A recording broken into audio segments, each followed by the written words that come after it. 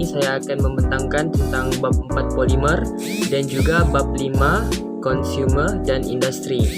Baik, jadi untuk permulaan bab ini kita akan membincangkan tentang maksud polimer itu sendiri.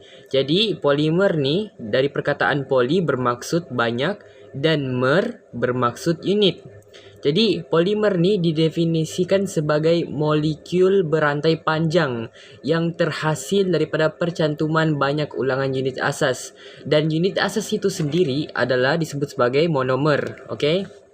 Jadi ini adalah monomer, dan apabila dia melalui proses pempolimeran, which is monomer bergabung dengan monomer, dia akan menghasilkan polimer. Okey. Jadi bagaimanakah jenis tindak balas pempolimeran tersebut? Jadi di sini ada beberapa contoh tindak balas pempolimeran.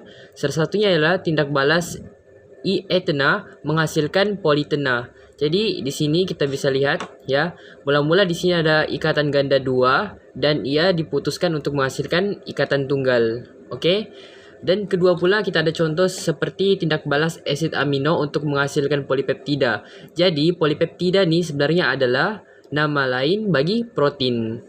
Jadi apabila asid amino sebagai monomer dia menjalankan pempolimeran, dia akan menghasilkan polipeptida. Ini apabila asid amino yang banyak bergabung. Tapi kalau asid amino dengan asid amino, jadi ada dua, dia akan jadi dipeptida. Okey, kalau banyak dia akan jadi polipeptida ataupun kita kenali sebagai protein. Okey, jadi bagaimana pula dengan dua jenis sumber polimer? Jadi sumber polimer ni ada dua jenis. Yang pertama adalah polimer semula jadi. Jadi polimer semula jadi ni wujudlah secara semula jadi. Contohnya seperti kanji, kan? Kanji polimernya dan monomernya adalah glukosa. Polimer protein macam tadi, monomernya adalah asid amino. Dan polimer selulosa monomernya adalah glukosa. Okey. Jadi sumber kedua pula untuk polimer adalah polimer sintetik. Jadi polimer sintetik ni adalah lawanan daripada polimer semula jadilah, iaitu polimer buatan manusia yang terhasil daripada tindak balas pempolimeran di dalam makmal atau industri. Jadi polimer sintetik ni contohnya macam politena tadi yang sudah dibincangkan, dan monomernya adalah etena. Kedua pula adalah polipropena dan monomernya propena. Ketiga perspek, dan juga dia punya monomer adalah metil metrakilat. Sebenarnya banyak lagi, tapi di sini ada 3 contoh saja. Jadi seterusnya adalah jenis-jenis polimer. Jadi salah satu jenis polimer ni tadi itu jenis sumber polimer. Sekarang pula jenis-jenis polimernya. Okey. Jadi salah satu jenis polimer itu adalah polimer termoplastik. Okey. Polimer ini polimer yang menjadi lembut atau melebur dan dapat diacu apabila dipanaskan dan mengeras apabila disejukkan. Jadi polimer ni dia boleh bertukar-tukar dia punya sifat. Okey, boleh mengeras dan juga boleh lembut apabila dipanaskan. Okey. Okey, seperti yang kita lihat di sini, proses melembut dan mengeras boleh diulang berkali-kali. Okey, ni apabila dia disejukkan, dia punya rantai polimer saling berdekatan. Dan apabila dipanaskan, rantai polimernya semakin berjauhan. Okey. Jadi contoh polimer termoplastik ni adalah seperti polipropena, polistrena dan nilon. Okey. Jadi contoh jenis polimer yang kedua pula adalah polimer termoset. Jadi polimer termoset ni adalah polimer yang mana apabila sekali disetkan menjadi keras, polimer tidak boleh dilembutkan semula. Polimer ni pula tidak sama dengan termoplastik. Okey, jadi dia akan kekal apabila kita sudah setkan dia punya sifat. Contoh polimer termoset ni seperti bakelit, getah dan juga melamina. Okey, jadi jenis polimer yang ketiga pula, okey, iaitu polimer elastomer. Polimer ni dia dapat diregang apabila daya dikenakan padanya. Dan polimer tersebut kembali kepada bentuk asal jika daya dilepaskan. Kita boleh samakan ini macam spring lah. Apabila kita regang dia, Kerana apa? Kerana kita dapat kerana kita berikan daya kepadanya dan dia kembali kepada bentuk asal jika kita tidak mengenakan daya kepada spring tersebut. Dengan erti kata lain, polimer ini mempunyai sifat elastik. Samalah macam spring. Jadi contoh polimer elastomer ialah seperti poliuretana dan getah styrena batadina SBR. Okey. Jadi apa pula penggunaan polimer dalam kehidupan ni? Penggunaan polimer dalam kehidupan ni, dia contohnya seperti pemegang risalah yang diperbuat daripada perspek dan juga tali nilon untuk mengikat objek, protein yang biasa diperlukan oleh orang yang membina badan. Seperti yang kita tahu, orang-orang yang membina badan ni semestinya memerlukan protein. Okey. Jadi seterusnya kita akan masuk ke getah asli iaitu 4.2. Jadi sifat-sifat getah asli ni adalah seperti berikut. Yang pertama adalah kurang elastik atau kurang kenyal, mudah dioksidakan, lembut, penebat elektrik, reaktif kepada bahan kimia dan kalis air. Jadi seterusnya adalah proses penggumpalan lateks. Jadi apabila asid ditambah kepada lateks, ion hidrogen daripada asid meneutralkan cas negatif pada membran protein zara-zara getah. Okey? Dan zara-zara getah tidak lagi menolak antara satu sama lain, malahan berlanggar antara satu sama lain. Bermaksud apabila asid ditambah pada permukaan membran protein zara-zara getah, dia akan berubah daripada cas negatif menjadi neutral. Jadi dia punya kita katakan sebagai zara-zara getah tu tidak akan menolak lagi. Dia akan berlanggar antara satu sama lain. Inilah yang menyebabkan penggumpalan lateks berlaku. Okey. Jadi bagaimana kita mencegah daripada penggumpalan lateks itu berlaku? Kita dapat menambahkan alkali. Alkali kepada lateks iaitu ion hidroksida. Jadi daripada alkali ni kita dapat meneutralkan balik ion hidrogen daripada asid dari bakteria di udara. Okey. Jadi akibatnya cas-cas negatif pada pembran protein dapat dikekalkan dan lateks tidak akan menggumpal. Sekarang kita akan masuk kepada proses pemvulkanan getah. Jadi proses pemvulkanan getah ni bermaksud proses penghasilan getah yang lebih kenyal dan berkualiti. Jadi getah asli akan menjadi lebih kuat dengan memanaskannya dengan sulfur. Yang kedua, menambah logam oksida atau peroksida. Ketiga, merendamkannya dalam larutan disulfur diklorida dalam metil benzana. Dan yang keempat, menyinarkannya dengan sinar gamma.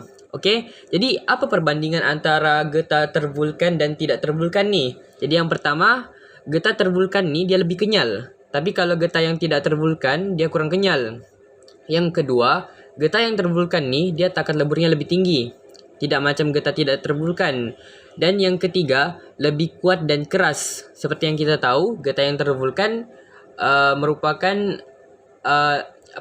selepas proses penghasilan getah yang lebih kenyal dan berkualiti. Jadi, daripada perbandingan ni, semestinya getah tervulkan lebih baiklah. Kita boleh lihat di sini tahan haba, lebih tahan terhadap pengoksidaan, lebih bilangan ikatan ganda 2. Jadi kita boleh tengok di sini pemvulkanan getah ni menyebabkan penghasilan getah yang lebih bagus. Okey. Jadi sekarang kita akan masuk kepada 4.3 iaitu getah sintetik. Okey, ini adalah subtopik selepas 4.2 lah. Jadi ciri-ciri getah sintetik ni adalah fleksibel, tahan lama, mengeras apabila disejukkan, boleh dibentuk semasa dipanaskan, penebat elektrik yang baik dan tahan haba dan cahaya. Jadi apa sebenarnya kegunaan getah sintetik ni? Yang pertama adalah neoprena. Jadi polimer ini disebut polikloprena dan neoprena.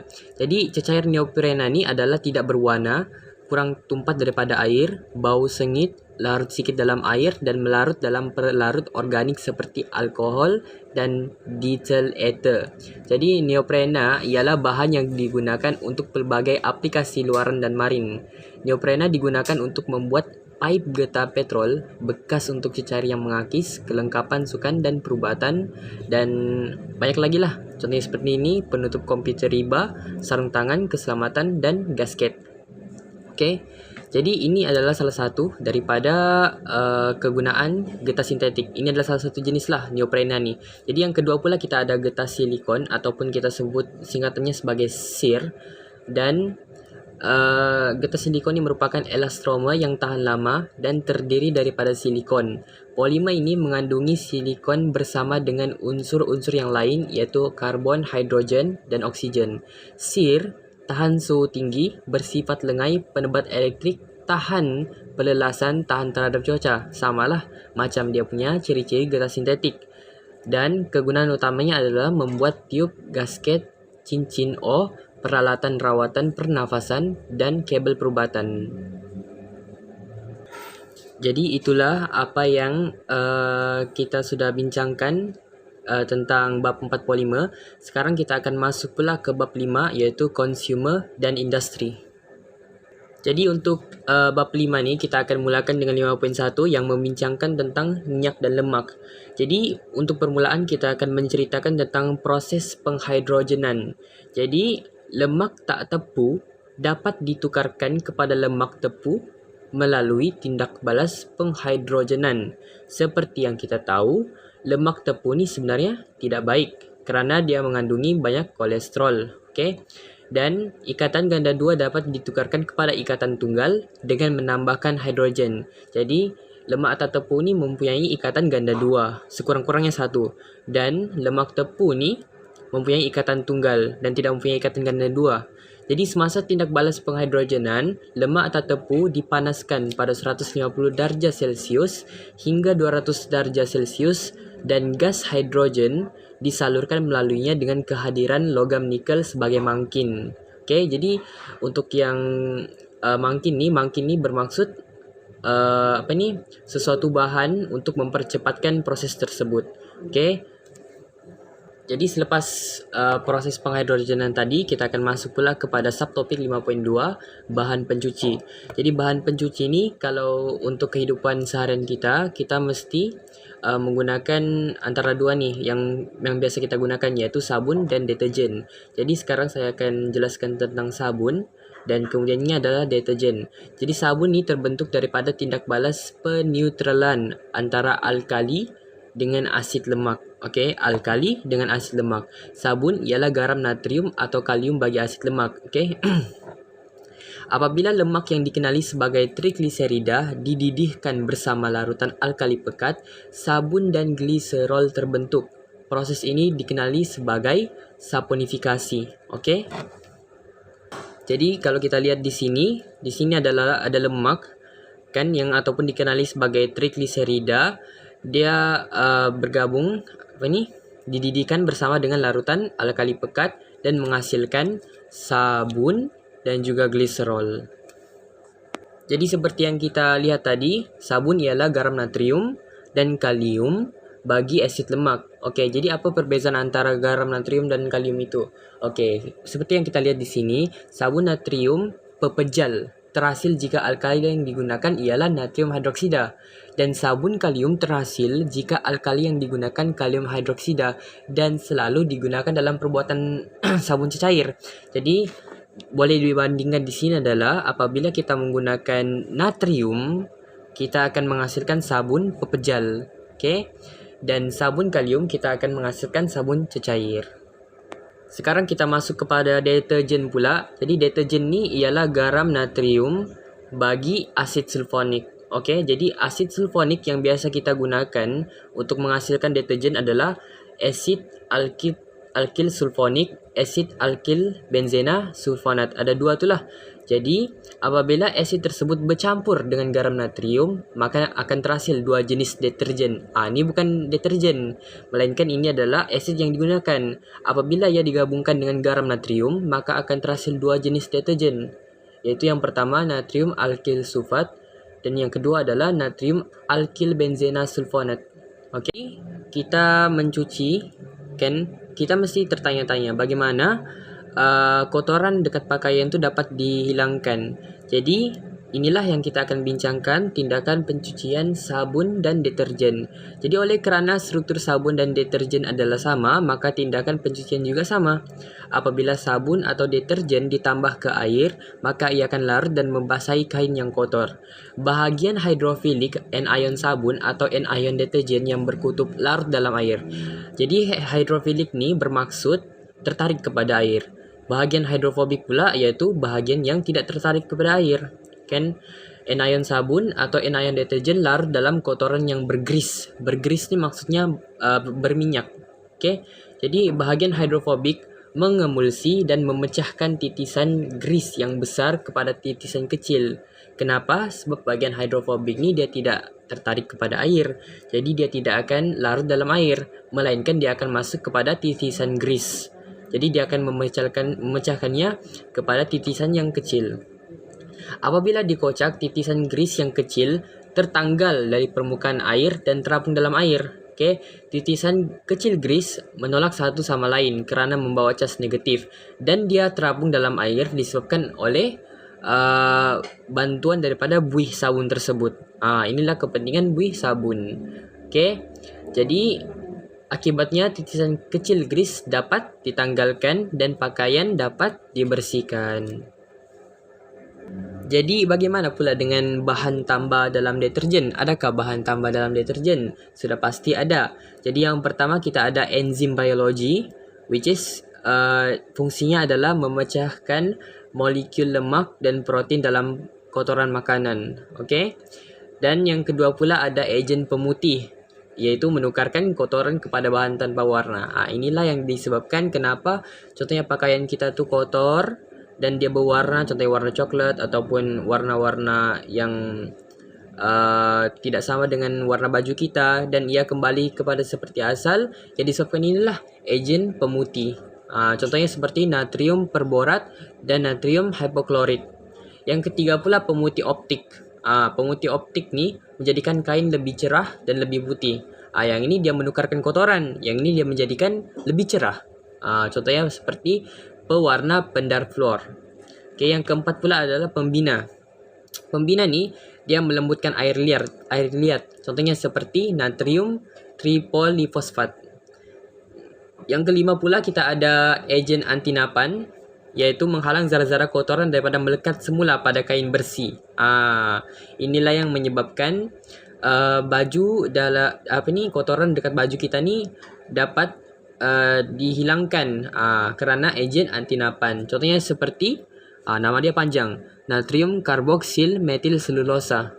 Okey, yang keenam pula adalah agen pengawal buih. Seperti sudah namanya, iaitu mengurangkan daripada pembentukan buih yang berlebihan. Contohnya seperti silikon.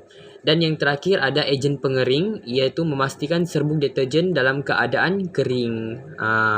Itulah kenapa serbuk deterjen tidak kekal kering kerana disebabkan oleh agen pengering. Contohnya seperti natrium sulfat kering dan natrium silikat.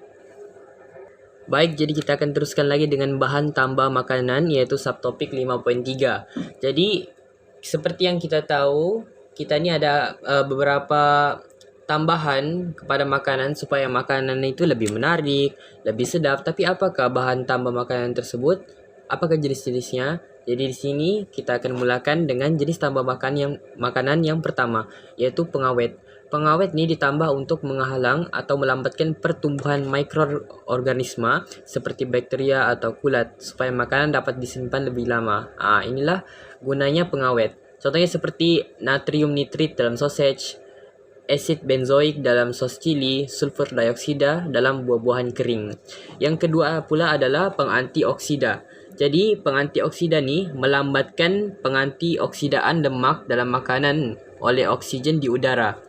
Seterusnya mengelakkan makanan berminyak atau berlemak menjadi tengik dan juga buah menjadi perang.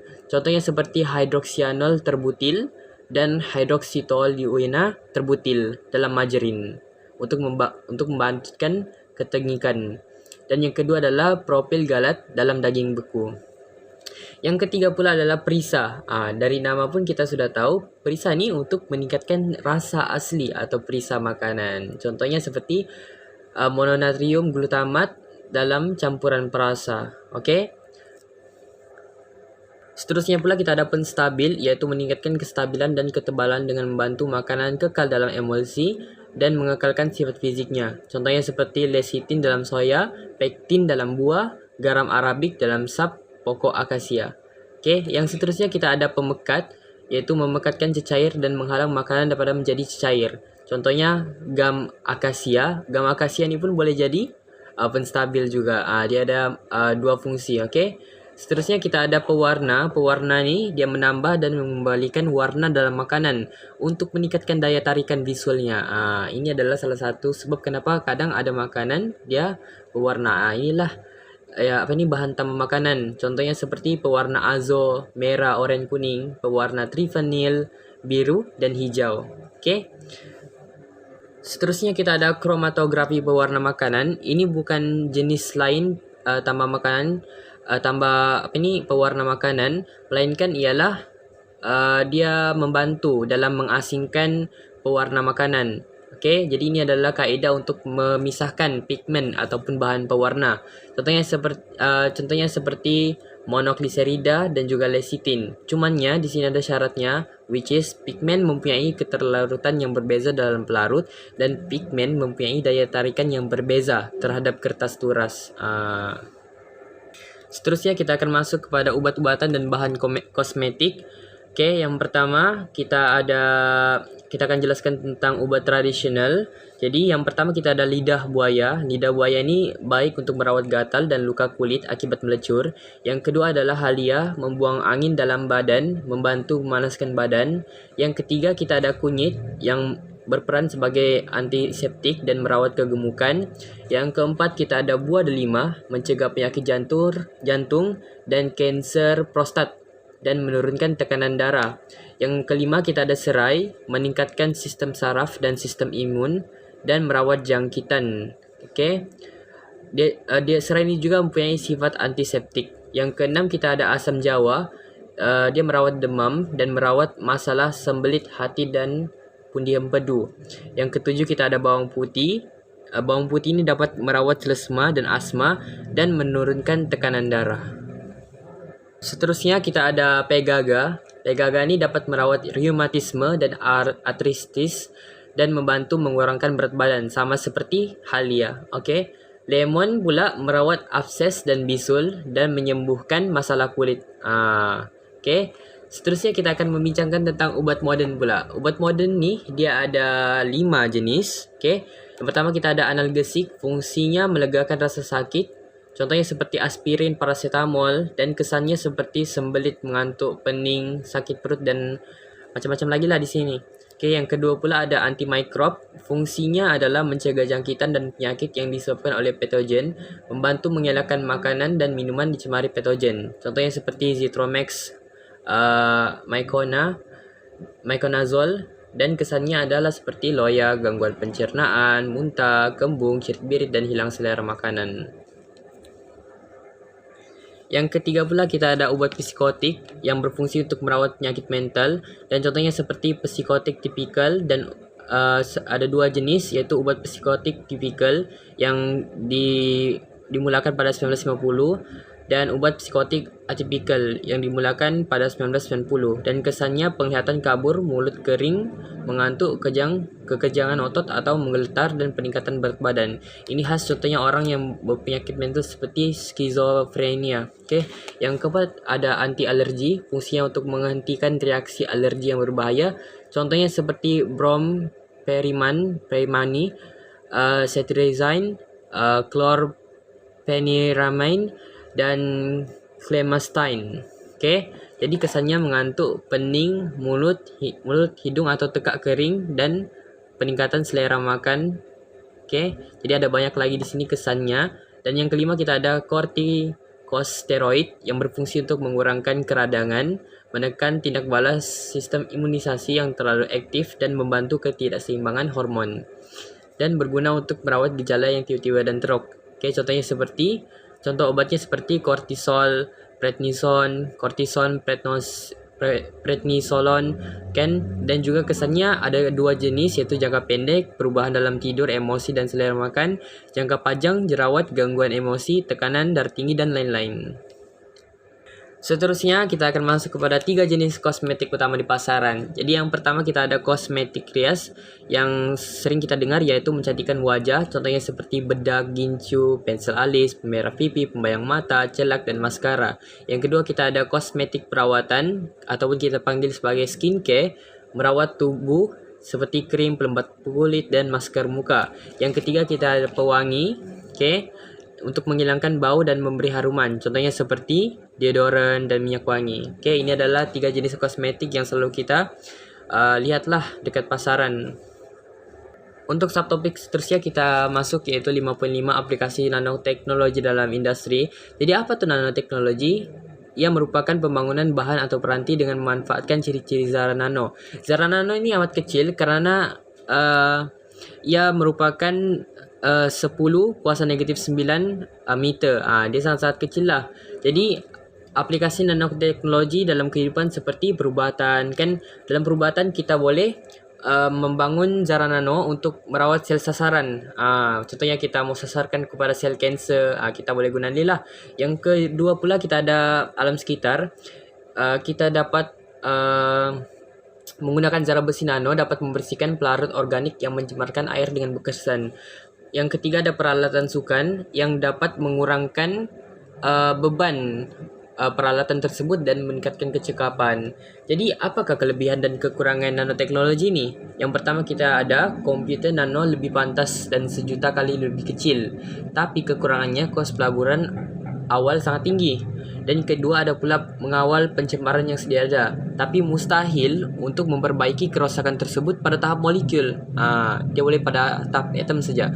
Yang ketiga boleh digunakan dalam bidang perubatan seperti kanser, tapi bahan toksik yang berbahaya dibebaskan ke atmosfera, which is kita tidak boleh guna nanoteknologi ini untuk merawat bahan toksik tersebut karena ia sudah dibebaskan dalam atmosfera. Yang keempat, nanoteknologi meminimkan penggunaan baja kimia, tapi kekurangannya kehilangan pekerjaan di setiap sektor. Yang kelima, dapat menghasilkan peranti saiz kecil, tapi dia punya kekurangan penyalahgunaan teknologi. Kita ada grafen. Grafen ini pun merupakan salah satu nanoteknologi dan merupakan lapisan atom karbon setebal 1 atom dan dianggap sebagai paling nipis dan paling kuat. Jadi apa kegunaan grafen nih? Yang pertama kita ada kekuatan mekanikal.